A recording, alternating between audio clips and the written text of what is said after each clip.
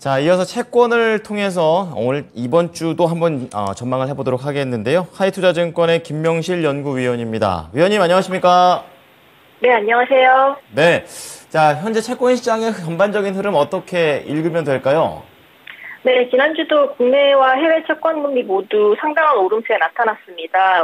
이선 이제 10년물 미국 국채 금리는 4.067%로 마감해서 지난주 22bp 정도 상승을 했고요. 통화 정책에 민감한 2년물 금리는 4.95%를 나타내면서 일주일 만에 6bp 정도 상승을 했습니다.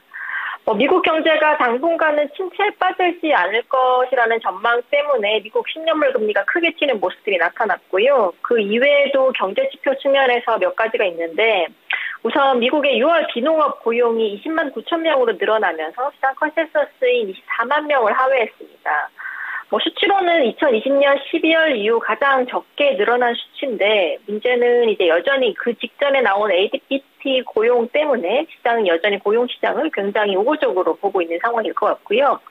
두 번째로 국고채 3년물 금리 역시나 미국과 마찬가지로 전주 대비 6bp 정도 오른 3.73%로 마감을 했고, 10년물 금리도 6.5bp 상승하면서 3.76%로 마감을 했습니다.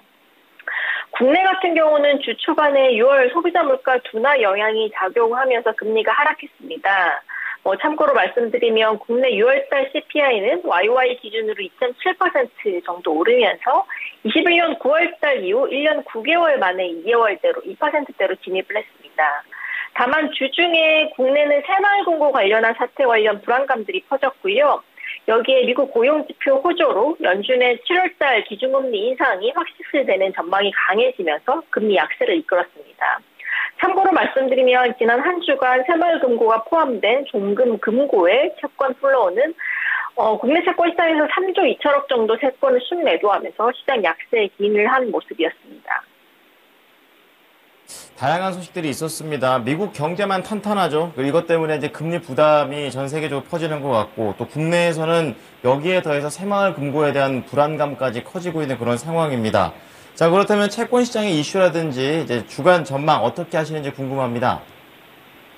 네, 이번 주 키워드는 아무래도 목요일 날 있을 7월달 금통위 결과에 주목할 것 같습니다. 자세하게 들어보겠습니다. 네, 일단 7월달 금통위는 3.50%로 동결을 전망하고 있습니다. 당연히 연준의 추가 인상이 부담스러운 점은 사실이지만, 한은은 연준의 매파 성향과는 조금 다른 차별화 전략, 즉 금리 동결을 선택할 것으로 전망이 되어지고 있고요. 물론 대내적으로는 6월달 국내 무역 수지가 흑자로 전환됐고, 여기에 하반기 반도체 업황 개선 기대 같은 일부 경제 지표 모멘텀 회복 가능성들은 존재하고 있습니다. 상반기 대비 개선되는 국내 지표는 아무래도 추가 인상에 대한 명분을 만들어 줄 수 있을 것 같다는 착각을 만들 수 있을 것 같은데요. 반대로 7월 중에 국내 소비자 물가 상승률은 2%대 중반에 도달할 것으로 예상되고, 그럴 경우 국내 정책 금리는 실질 기준금리 기준으로 플러스 1%까지 상승하는 모습들 나타나고 있습니다. 당연히 미국과 달리 추가 인상의 시급성은 여전히 크지 않다는 평가고요. 또한 하반기에도 여전히 한국은행의 금리 동결 기조는 이어질 공산이 크다라고 보고 있습니다. 연준의 추가 인상 부담감 이외에도 아시다시피 ECB 같은 주요국 중앙은행들의 인상 기조가 아직 끝나지는 못했습니다. 그렇기 때문에 향후에 연준의 인상과 더불어서 외국인들의 투자자금 유출입, 여기에 경상수지 흑자의 지속 여부, 그리고 무엇보다 환율 추이가 가장 우려되는 부분이라고 볼 수 있을 것 같고요. 환율에 대한 변동성과 외환 부분 시장의 리스크들을 고려해 볼 때 연내 인하보다는 금리 동결 가능성에 여전히 무게를 두고 있습니다. 한편 24년도에 통화정책적 변화가 진행되면 오히려 미국보다는 한국이 먼저 금리 인하 정책으로 전환될 것으로 보고 있습니다. 아시다시피 국내 물가 둔화 기조는 2분기 말에서 3분기 초까지 국내 소비자 물가 상승률이 2%대 진입을 계속 지속한다라고는 보고 있습니다. 이연된 공공요금 인상이라든지 유류세 인하 조치 해제 같은 향후 물가 불안 요인도 비록 잠재되어 있지만, 저희 추정치에 따르면 이런 상방 리스크들을 반영하더라도 연말까지 3%대 중반을 넘어서기는 어렵다는 게 시각이고요. 여기에 하반기 글로벌 IT 경기가 개선되더라도 미국과 유럽의 대중 제재 때문에 중국의 경기 리바운드도 상당 부분 늦어질 것으로 보여지고 있습니다. 그런 측면에서 하반기 한국은행의 전망처럼 수출 경기 개선으로 국내 경제가 뚜렷하게 상저하고의 움직임을 보일지에 대해서는 여전히 의구심들을 가지고 있고요.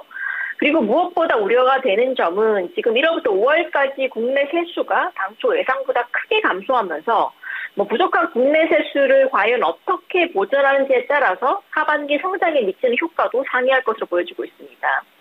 지금 현재 현실적인 측면에서 세계 잉여금이 충분하지 않는 상황에서 세수 부족이 지속된다면 결국에는 추경을 배제하기 어려운데 지금 정부 입장에서는 추경에 대해서는 다소 보수적인 입장들을 계속 표명을 하고 있기 때문에 만약에 하반기 추경이 집행되지 않고 지출 불용으로 인해 정부 지출이 감소하게 된다면 상저하고의 경기 전망에 분명 부정적 영향을 줄 것으로 보여지고 있고 이런 측면에서 국내 통화 정책은 올해는 어렵겠지만 24년도부터는 통화 완화, 즉 금리 인하 기조로 정책 전환을 할 것으로 기대가 조금 되어지고 있습니다. 네. 자, 국내 이벤트 관련해서는 7월 금통위 봐야 되는데 동결 보고 계시고 또 하반기 이 국내 경기 전망과 관련해서는 약간의 온도차가 느껴집니다. 자, 마지막으로 주간 채권 전략 잡아주신다면요? 네, 이번 주 국내 채권 시장은 강보합세를 예상을 하고 있습니다. 레벨 부담도 레벨 부담이지만 시장 우호적인 지표 등의 영향을 조금 받을 것 같고요. 아시다시피 금주 발표 예정된 미국의 6월 CPI는 비록 이제 에너지 가격의 안정이나 주거비의 피크아웃 징후를 고려하면 예상치를 하회할 수 있다는데 무게를 조금 더 두고 있습니다.